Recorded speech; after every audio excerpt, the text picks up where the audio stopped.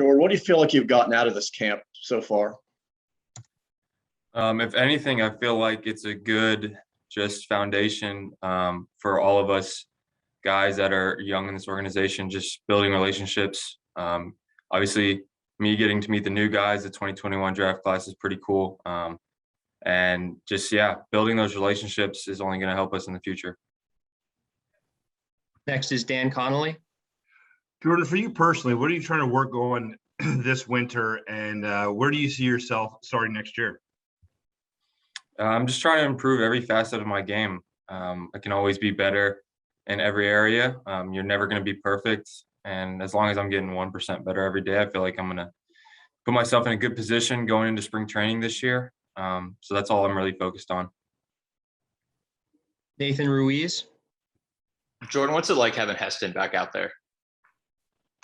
It's good. I didn't know Heston a whole lot coming into the camp. Obviously, we played against each other in college a little bit together at the USA trials our sophomore years. But it's good getting to see him back. I know he's been itching to get with us all and get back and do baseball activities. So it's really cool to see a smile on his face every day. And he's been really engaging, which has been great to see. I know he's getting after it. And we all just hope that he stays healthy so he can make a big impact come 2022. Rich Dubroff.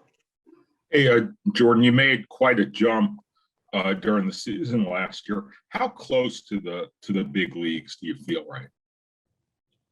I can't really tell. I'm not really focused on that right now. I know that I'll probably start off at AA again, and all I can focus on is just one game and one day at a time. And right now we're in the off season, so there's no games to focus on. So like I said earlier, I'm just trying to improve every facet of my game. That way, come spring training, I can put myself in a good position to hopefully move up quickly again and hopefully make an impact at the big league level whenever I can. Joe Trezza. Hey, Jordan. How did this first season back after the pandemic match your expectations? Did it match your expectations? And also, when you think back to a year ago when you guys were at instructional camp, how different of a player are you today than you were then? To answer your first question, the season, I didn't really know what to expect coming in the season. You know, there was a lot of protocols as we knew it was going to be different. Obviously, it was 20 games shorter for the minor leagues. We had a little bit of a late start, but it went smoothly. It was a lot of fun. It was just, I mean, I think I speak for everybody when I say that just being able to be back on the field was special. You can tell like a lot of guys played with a little bit more emotion than they might have, just because a whole year and a half of sitting out kind of wrecked a lot of guys' plans, and for them to have that opportunity to get back on the field, it was awesome. And then can you repeat that second question again? Yeah, the second question was, when you look back to a year ago, how much different of a player are you today than you were then? I think I made huge jumps this year. I mean, at Instructs, that was my first taste of pro ball. I was coming right off of that COVID sit down. So while I had a good Instructs, I feel like this season, the more you play, the better you're going to get. Repetitions is probably the best learning way to learn in this game. And I just feel like I'm better in all facets from just playing 120 games. Steve Molesky. Jordan, I've heard you mention before about the relationships, the camaraderie among teammates that you mentioned at the start of this, and stands to reason, right? I mean, teams that win need to get along, but how did you come to that's so important? And, you know, how do you think it helps the overall organization development? Well, we're trying to win a World Series here with the Orioles, and you know, the big league club has been struggling the past few years. I don't think that's any secret.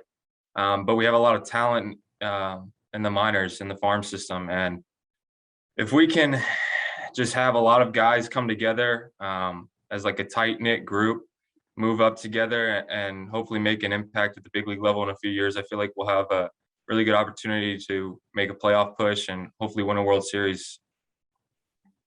Jerry Coleman. Hey, Jordan, I was actually down there last week. I could hear some noise going on beyond the fence, but couldn't see anything. So take us inside to what's going on down there in terms of what you guys are doing. Are you playing intra-squad games, and how much are you guys, accomplishing in terms of team activities? For the most of us, we're just hitting a lot of lifting.